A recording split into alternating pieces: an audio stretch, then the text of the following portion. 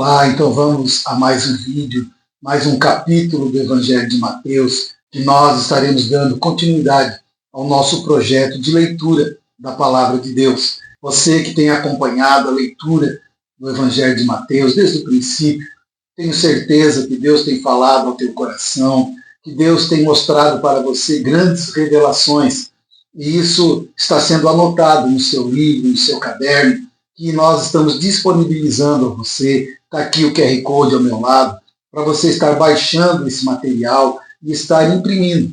E depois de impresso, tudo escrito, você vai encadernar e guardar esse livro de anotações do Evangelho de Mateus. Então aproveite agora, abaixe o material, imprima e comece a escrever tudo aquilo que nós vamos revelar. Para você que está começando agora, chegou agora em nosso canal, está vendo essa leitura da Palavra de Deus e gostaria de olhar os outros capítulos de Mateus que nós já passamos, convido você então a se inscrever em nosso canal e ativar as notificações para que você sempre seja avisado quando nós estivermos colocando algo novo em nosso canal. Então, entre no nosso canal agora, olhe ali todos os vídeos do Evangelho de Mateus, do capítulo 1 até o capítulo de número 21, e hoje estaremos no capítulo 22. Faça isso, faça essa maratona em todos os capítulos, porque tenho certeza, Deus ele tem grandes coisas para mostrar para você e para revelar a você. E o nome do nosso projeto é Alimente-se da Bíblia, aprendendo mais com a leitura da Palavra de Deus. Assim sendo, você já se inscreveu em nosso canal, já ativou as notificações, aproveite também agora, deixe um like se você está gostando desse conteúdo, se ele tem sido edificante para a sua vida, deixe um like para que nós possamos entender o quão relevante está sendo essa leitura da Palavra de Deus para a sua vida. Aproveitando também, ajude-nos a divulgar esse trabalho. Mande o link dessa leitura para os contatos que você possui, para aqueles que gostam da Palavra de Deus, aqueles que querem aprender mais da Palavra de Deus. Seja um evangelista digital, levando a palavra até aqueles que precisam. Assim, então, nós vamos agora ler o capítulo 22 do Evangelho de Mateus. Ele vem com 5 assuntos que nós vamos ler separadamente. São eles: a parábola do banquete do casamento, o pagamento de imposto a César, a realidade da ressurreição, o maior mandamento, o Cristo é Senhor de Davi.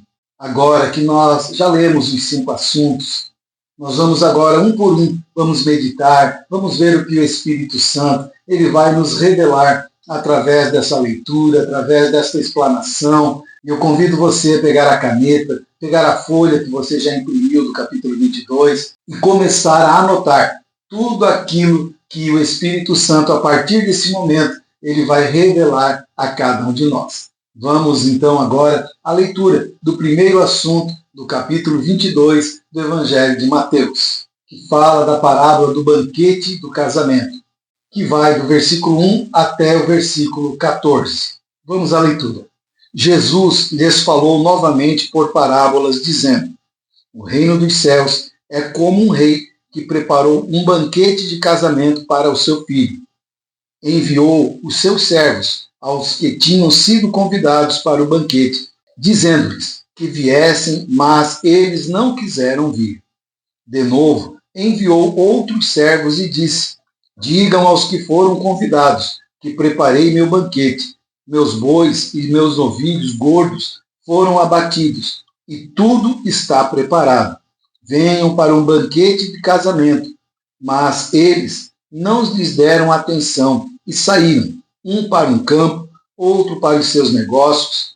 Os restantes, agarrando os servos, maltrataram-os e os mataram.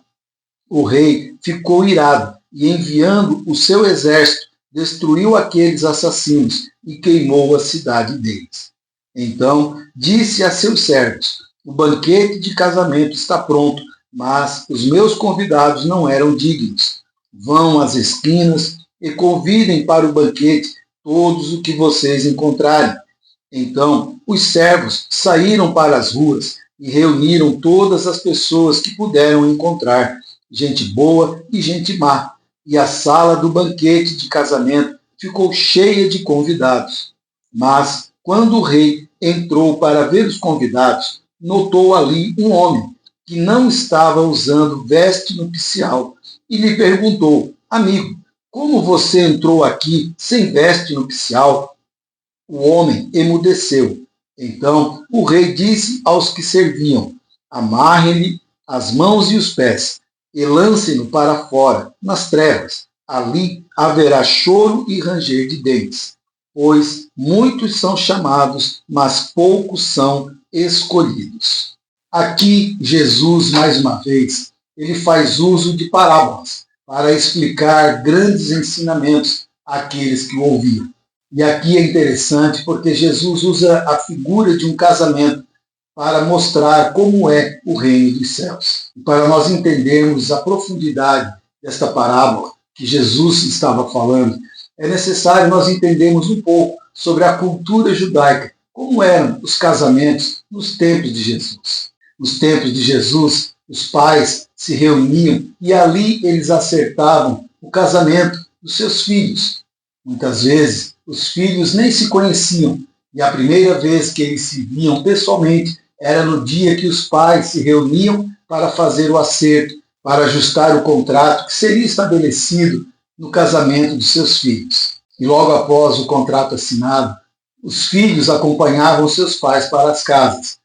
Eram considerados como casados, mas não viviam juntos ainda, cada um na sua casa. A noiva voltava para os seus pais e lá ficava aguardando o dia do casamento. Por outro lado, o noivo, ele voltava para a casa dos seus pais também e já começava a preparar tudo para o casamento. Preparava a casa, preparava todas as coisas e quando tudo estivesse pronto, tudo organizado, a casa organizada, tudo preparado, o noivo, ele vinha para buscar a noiva. Sem aviso prévio, sem um aviso antecipado, ele vinha para buscar a noiva porque tudo estava preparado. Então, a cerimônia de casamento se realizava e o banquete do casamento vinha logo em seguida. Então, é debaixo desse contexto que Jesus ele fala essa parábola querendo explicar sobre o reino dos céus. Você lembra que no capítulo anterior, os líderes religiosos, eles questionaram a autoridade de Jesus. E é em cima disso que Jesus, dando a sua resposta, ele fala agora sobre a parábola das bodas, a parábola do casamento. Jesus ele tinha acabado de entrar em Jerusalém, aonde foi aclamado, aonde a multidão gritava hosana nas alturas. E lembrando também que esta é a última semana do ministério terreno de Jesus. Muitas coisas aconteceram nesta semana agitada que marcava o fim do ministério terreno do nosso Senhor. A parábola representa o convite que Deus faz a todos para participarem da comunhão eterna com Ele, através do sacrifício de seu Filho Jesus Cristo. Inicialmente, o convite foi feito ao seu povo escolhido, o povo judeu, que o rejeitaram.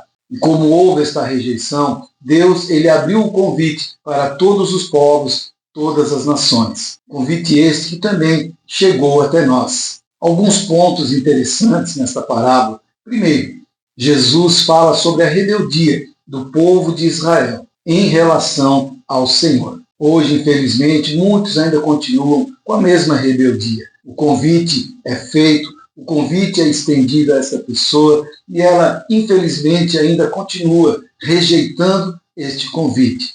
Jesus fala que o Pai, ele manda os seus emissários enviando o convite, simbolizando os profetas que foram enviados, ministrando a palavra de Deus, ministrando o reino de Deus, falando sobre a salvação. E como foi na parábola, ainda acontece. Muitos estão rejeitando, há um espírito de rebeldia, onde as pessoas não aceitam este convite e não fazem questão de estar presente nesta boda, neste casamento, nesta grande festa que o Senhor tem preparado para os seus convidados. A razão para tal rejeição de algumas pessoas, conforme Jesus explicou na parábola, são os bens materiais que muitas vezes impedem as pessoas de entrarem nesta festa, de aceitarem o convite. Elas olham para as suas posses e acham que não vale a pena largar as suas posses para poder andar com Cristo.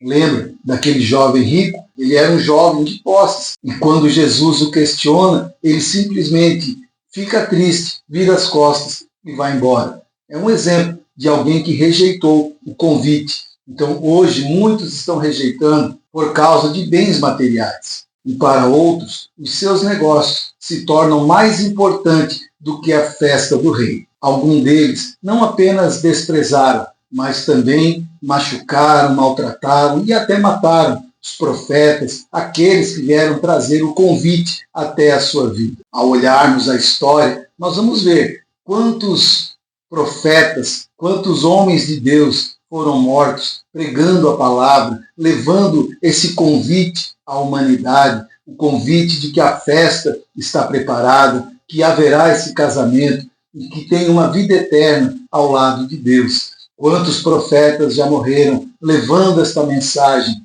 Então nós vemos que esta parábola é algo que aconteceu e ainda acontece em nossos dias. Quantos países que são fechados para o Evangelho estão matando os profetas, matando aqueles que levam as boas novas. Então, ainda existem pessoas em rebelião, pessoas rebeldes, pessoas que não aceitam o convite de Deus para esta grande festa. Vale lembrar que Jesus ele está falando aqui com sacerdotes, com judeus, aqueles que eram os primeiros convidados e que acabaram rejeitando.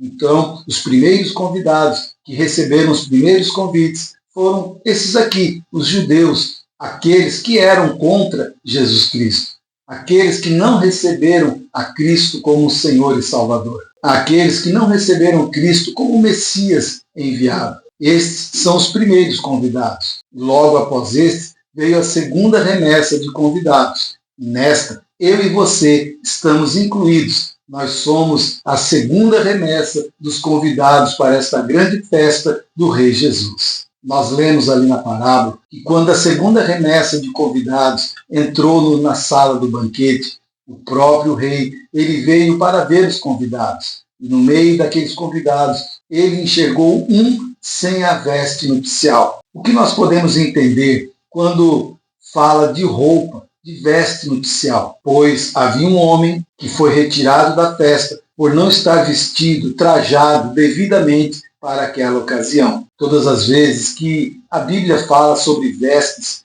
ela fala muito mais do que essa veste que nós temos para cobrir o corpo.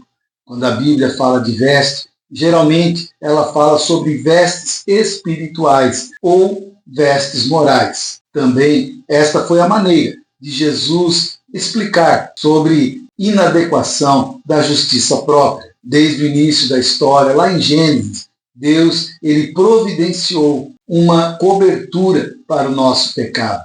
Quando Adão e Eva eles pecam, eles fazem para si roupas com folhas de figueira, mas Deus tira aquela roupa e prepara para eles vestes para cobrir a sua nudez. Quando nós insistimos em nos cobrir com vestes para cobrir os nossos pecados, a Bíblia ela vai falar sobre trapos de imundícia.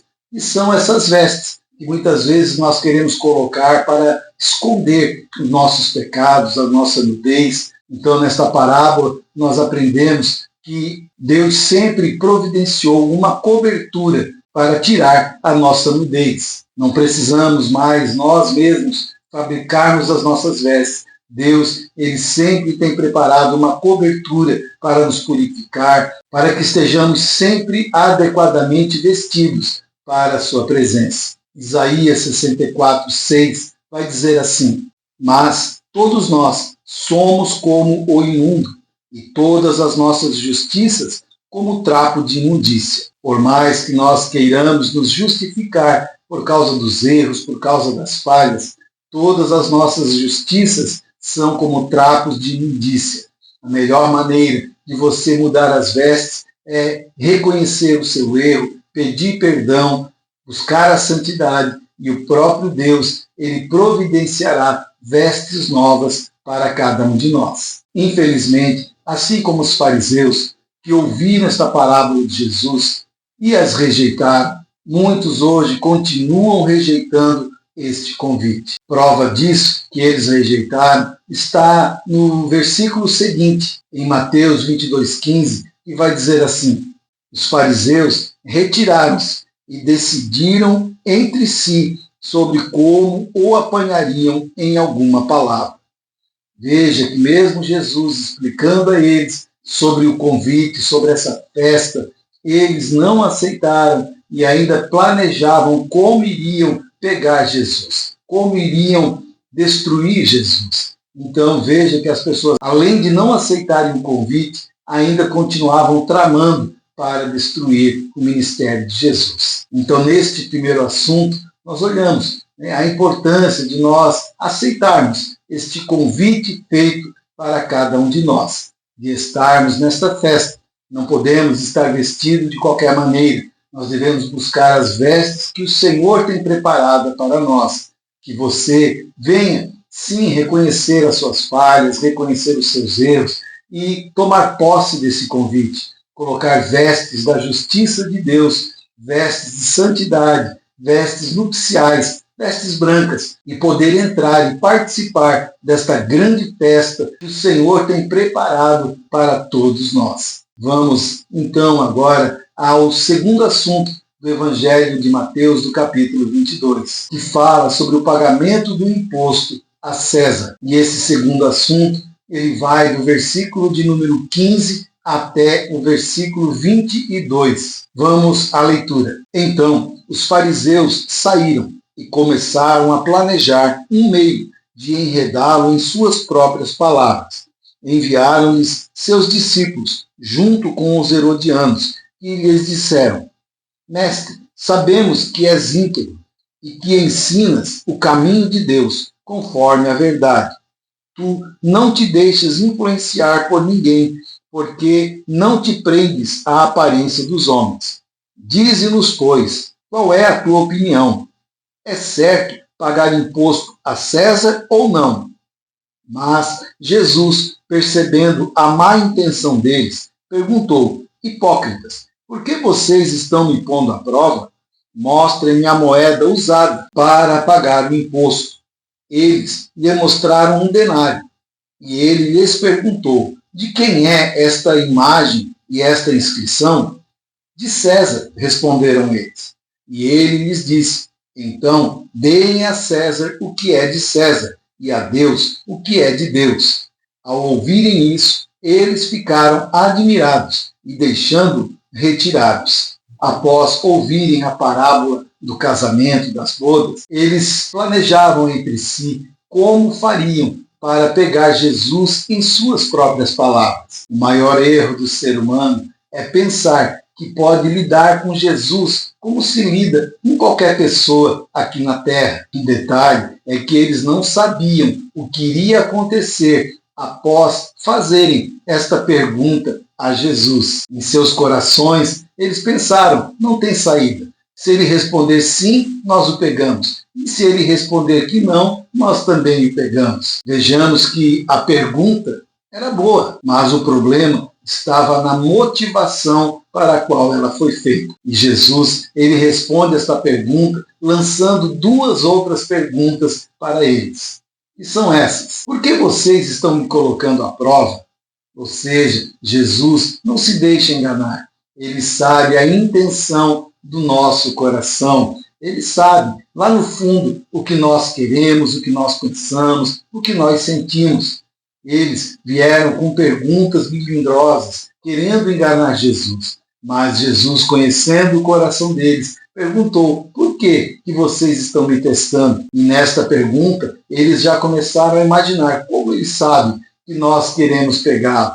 Queridos, nós não escondemos nada de Jesus, até mesmo os nossos sentimentos, aquilo que nos move, ele conhece. Ele sabe, ele conhece o seu coração. Então, todas as vezes que você se aproximar do Mestre, venha com coração puro, venha com inteireza de coração, porque ele sonda, conhece cada um de nós. A segunda pergunta de Jesus era: de quem é a imagem e a inscrição que está nesta moeda? Nesta outra pergunta, nós já começamos a perceber como o nosso mestre, ele era sábio, como ele tinha o dom do discernimento, o dom da sabedoria. Ninguém poderia enganá-lo, ninguém poderia pegá-lo em suas próprias palavras. A resposta de Jesus serviu para mostrar a eles quem verdadeiramente ele era. Quando ele dá a resposta sobre a imagem e a escrita da moeda, ele estava querendo ensinar: vocês deem ao homem o que é do homem, mas também vocês devem dar a Deus o que é de Deus. Jesus, ele consegue sair de uma situação difícil e ainda aplica uma lição, não só a eles, mas a todos nós hoje. Devemos dar ao homem o que é do homem e também devemos dar a Deus o que pertence a Deus. Será que hoje eu e você estamos vivendo esta palavra? Será que temos dado ao homem o que é do homem? Mas principalmente, será que temos dado a Deus o que pertence a Deus?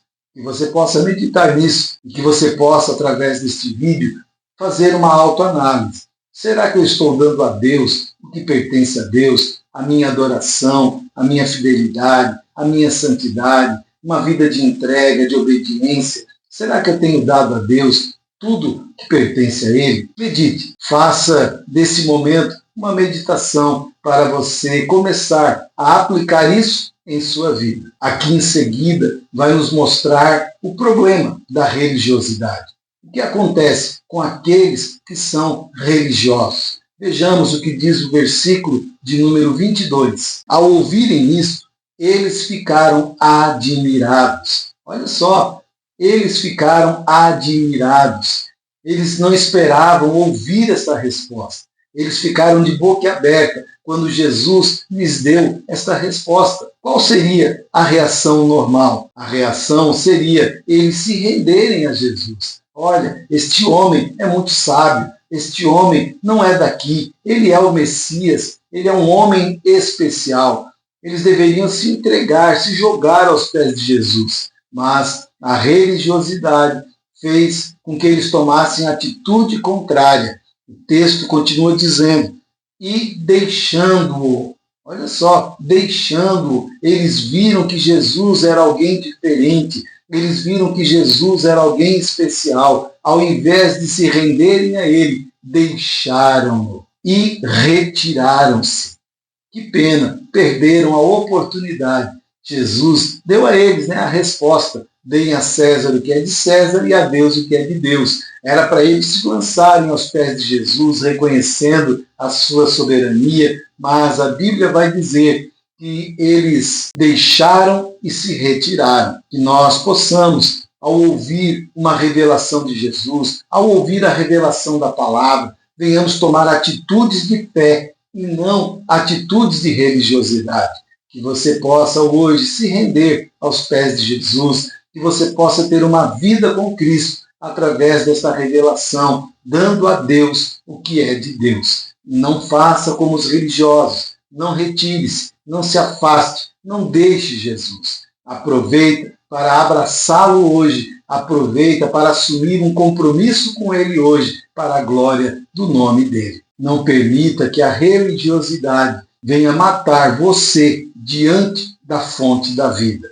Aproveite, beba desta fonte. Não deixe que nada venha matar você diante de Jesus. Abra o seu coração, dê a Deus o que é de Deus, pois Jesus morreu na cruz do Calvário para te dar vida e uma vida em abundância. Faça isso e depois veja como a sua vida vai mudar. Vamos ao terceiro assunto do capítulo 22, o qual é a realidade da ressurreição, e vai do versículo de número 23 até o versículo 33.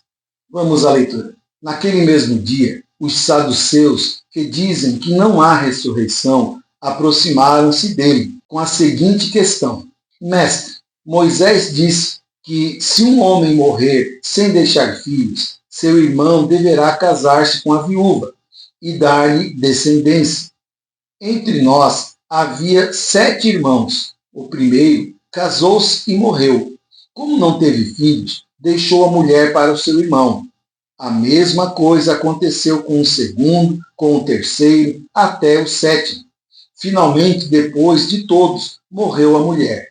Pois bem, na ressurreição, de qual dos 7 ela será esposa, visto que todos foram casados com ela? Jesus respondeu: vocês estão enganados, porque não conhecem as Escrituras nem o poder de Deus. Na ressurreição, as pessoas não se casam, nem são dadas em casamento, mas são como anjos no céu. E quanto à ressurreição dos mortos, vocês não leram o que Deus disse? Eu sou o Deus de Abraão, o Deus de Isaque, o Deus de Jacó. Ele não é Deus de mortos, mas de vivos. Ouvindo isso, a multidão ficou admirada com o seu ensino. Não podemos comparar o reino dos céus com o reino da terra. O próprio Jesus falou um pouco antes aqui que o que é de César se dê a César e o que é de Deus se dê a Deus. Jesus está falando de 2 reinos totalmente diferentes. Um não tem nada a ver com o outro. São reinos totalmente opostos e diferentes. No versículo 29, Jesus vai nos revelar que o engano ele vem pela falta de conhecimento. Primeiro, da palavra de Deus. Segundo, do poder de Deus. O engano é uma das armas mais utilizadas pelo diabo para destruir o ser humano. Ele usa do engano para que ele possa colocar as suas garras sobre a vida, sobre a família, sobre cada pessoa que vive no engano. Lembrando que o engano ele vem pela falta de conhecimento da palavra de Deus e do poder de Deus.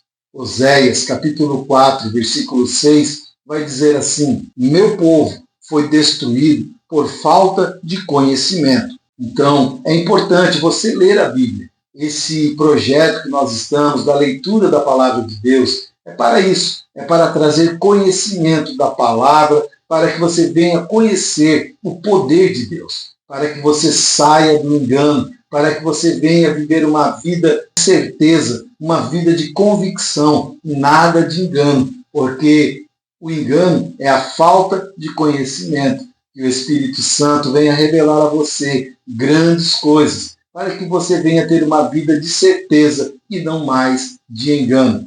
Lembra o que diz em Gálatas 6,7? Não se engane, tudo que o homem semear, isso também colherá. Então, vamos ler a Bíblia, vamos estudar, revisa aí os capítulos que nós lemos de Mateus, volte lá, capítulo 1 até aqui. Para isso, se inscreva em nosso canal, ative as notificações, faça uma maratona, volte ali alguns capítulos, leia, estuda, aprenda, porque Jesus Cristo falou que o engano vem pela falta de conhecimento da palavra e do poder de Deus. Então, que você venha buscar esse conhecimento. Nós estamos aqui para ajudar você a sair desta vida de engano e ter uma vida abençoada. Jesus também declara que Deus não é Deus dos mortos, mas é Deus dos vivos. A ressurreição, ela não é apenas um prolongamento do estado terreno atual, mas é uma nova criação. Jesus disse que seremos como os anjos lá no céu. Quando falamos de ressurreição, existem muitas pessoas que se enganam entre ressurreição e reencarnação. Eu quero rapidamente falar um pouco sobre essas 2 palavras, ressurreição e reencarnação. O que a Bíblia ensina é ressurreição e não reencarnação. A reencarnação é a ideia que a pessoa, após a morte, ela retorna à Terra em um novo corpo. O que, é claro, nós não encontramos nenhum respaldo na palavra de Deus. Em contraste a isso, o que a Bíblia ensina é que existe um destino único para cada indivíduo após a morte. A Bíblia vai dizer: ao homem está determinado morrer uma só vez e após isso o juízo. Então a Bíblia ensina que há um destino único para o ser humano após a sua morte. A ressurreição de Cristo é a base da nossa fé, a fé cristã, garantindo a futura ressurreição daqueles que morrem em Cristo Jesus. A ressurreição da carne é um evento único em que o corpo físico, após a decomposição e quando Cristo vier buscar a igreja, será unificado com o Espírito em um corpo glorioso, de uma forma gloriosa. Já a reencarnação é a ideia de uma série de renascimentos sucessivos da alma, para que cada vez a pessoa possa melhorar, alcançando assim um aperfeiçoamento. E, claro, não há nenhuma base bíblica para essa questão. A Bíblia fala sobre a ressurreição dos salvos e a ressurreição dos ímpios, dos condenados. Sim, haverá duas ressurreições distintas, uma para os justos que ressuscitarão e estarão indo para a glória com o Pai, e outras para os ímpios, os condenados, que ressuscitarão para o juízo e ficarão diante do grande trono branco, para a condenação final. Atos 24:15 vai nos dizer assim: tendo esperança em Deus, como estes mesmos também esperam, de que há de haver ressurreição dos mortos, assim dos justos como dos injustos. É claro que essas ressurreições são para finalidades diferentes. Enquanto os justos ressuscitarão e dali irão para banquete, para a ceia, depois para o tribunal de Cristo, os ímpios, os condenados, ressuscitarão para irem ao julgamento do trono branco e depois para a morte eterna. A ressurreição dos justos ocorrerá no dia do arrebatamento, o dia que Jesus vier buscar a igreja. Já a ressurreição dos ímpios será após o milênio, assim que acabar o período de 1000 anos na terra, onde Cristo estará reinando. Aí sim, os ímpios ressuscitarão para o grande trono branco. Assim nós terminamos o terceiro assunto do capítulo 22 do Evangelho de Mateus. Agora nós vamos partir para o quarto assunto do Evangelho de Mateus, que é o maior mandamento. E ele se encontra do versículo 34 até o versículo de número 40. Vamos à leitura.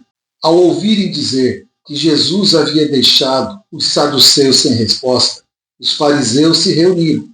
Um deles, perito na lei, o pôs à prova com esta pergunta: Mestre, qual é o maior mandamento da lei? Jesus respondeu: ame o Senhor, o seu Deus, de todo o seu coração, de toda a sua alma e de todo o seu entendimento. Este é o primeiro e maior mandamento. E o segundo é semelhante a ele: ame o seu próximo como a si mesmo. Destes dois mandamentos dependem toda a lei e os profetas. Mais uma vez, indignados com Jesus, sempre procurando uma maneira para pegá-lo, para poder julgá-lo, condená-lo e levá-lo à morte. Os inimigos de Jesus, que não eram poucos, vendo que os saduceus tinham sido derrotados, agora os fariseus se reúnem para poderem pegar Jesus em alguma falha. E eles perguntam ao mestre qual é o maior mandamento. Aqui, Jesus nos ensina algo poderoso, os dois princípios que são base para todo relacionamento. Primeiramente, das pessoas com Deus e depois das pessoas entre si mesmas. Esses dois grandes mandamentos, eles representam a essência da vida, não só da vida cristã, mas da vida de todos. Você já parou para imaginar viver num mundo onde esses dois mandamentos são cumpridos na íntegra, onde todos se preocupam em amar a Deus e todos se preocupam em amar um ao outro? Seria realmente algo maravilhoso. Seria viver num mundo sem problemas, num mundo onde haveria paz, onde haveria alegria, onde não haveria mais tristezas e nem problemas. Que bom se nós pudéssemos viver neste mundo, onde estas duas leis fossem realmente vividas por todos nós. Mas ainda estamos longe de vivermos esta realidade. Mas, pois bem, devemos começar por nós. Nós que já fomos alcançados pela verdade, tivemos um encontro com Jesus Cristo, deve começar conosco. Viver essas duas leis: amar a Deus acima de tudo e amar o nosso próximo. À medida que nós, como cristãos, vivemos essas duas leis, nós começamos a propagar este ensinamento, começamos a ensinar aqueles que estão à nossa volta a viver essas duas leis para a glória do Senhor. E à medida que nós formos discipulando, à medida que nós formos evangelizando, nós iremos aumentar o número de pessoas que irão também viver essas duas leis em suas vidas. E aos poucos nós começaremos a transformar o ambiente onde nós moramos, o ambiente onde trabalhamos, enfim, o mundo à nossa volta começa a ser transformado. À medida que nós, vivendo esses dois mandamentos, começarmos a ensinarmos e mostrarmos às pessoas o poder que há em viver esses dois mandamentos em nossas vidas. Convido você a fazer isso. A partir de hoje, comece a viver esses dois mandamentos. Amar a Deus com toda a tua força, com todo o teu entendimento, de todo o teu coração, e amar o teu próximo como a ti mesmo. E você vai ver como o ambiente à sua volta vai começar a passar por uma grande transformação. O apóstolo João, em sua epístola, em 1 João, capítulo 4, versículo 20, vai nos dizer que é impossível nós amarmos a Deus que não vemos, enquanto nós não amarmos o nosso irmão a quem nós vemos. Então, comecemos amando o nosso irmão, o nosso próximo, porque se nós amarmos aquele que vemos, certamente amaremos também a Deus que nós não vemos. Isso mostra que os dois mandamentos, eles estão ligados entre si, porque se amamos a Deus, amamos o próximo, que é a criação de Deus. E quando amamos o próximo, nós mostramos o amor que nós sentimos pelo nosso Deus. Lembra quando Jesus ele pergunta a Pedro se amava, e ele disse, cuida das minhas ovelhas, ame o seu próximo, cuide da minha igreja, ou seja, ame o próximo, porque assim você vai estar provando que me ama também. Que possamos amar o próximo, mostrando assim que nós amamos esse Deus maravilhoso. E debaixo dessas duas leis, nós terminamos o quarto assunto do capítulo 22, os dois grandes mandamentos. Agora nós vamos para o último assunto do capítulo 22 do Evangelho de Mateus, cujo assunto é o Cristo é Senhor de Davi. E ele está do versículo 41 até o versículo de número 46. Vamos à leitura. Estando os fariseus reunidos, Jesus lhes perguntou, o que vocês pensam a respeito do Cristo? De quem ele é filho? É filho de Davi, responderam eles. Ele lhes disse, então, como é que Davi, falando pelo Espírito, o chama Senhor? Pois ele afirma, o Senhor disse ao meu Senhor, senta-te à minha direita, até que eu ponha os teus inimigos debaixo dos teus pés. Se, pois, Davi o chama Senhor, como pode ser ele seu filho? Ninguém conseguia responder-lhe uma palavra, e daquele dia em diante, ninguém jamais se atreveu a lhe fazer perguntas. Lembrando que nós estamos na última semana de Jesus, onde grandes fatos aconteceram, onde preparavam as ciladas para pegar Jesus. E aqui Jesus ele pergunta aos fariseus o que eles pensavam a respeito de Cristo, de quem ele era filho. E a resposta foi, é filho de Davi. Então Jesus ele expõe aos fariseus os Salmos 110, um salmo escrito pelo próprio Davi, que diz assim, o Senhor disse ao meu Senhor, senta-te à minha direita, até que eu faça dos teus inimigos um estrado para os teus pés. O Novo Testamento, ele aplica esse salmo à pessoa de Jesus Cristo.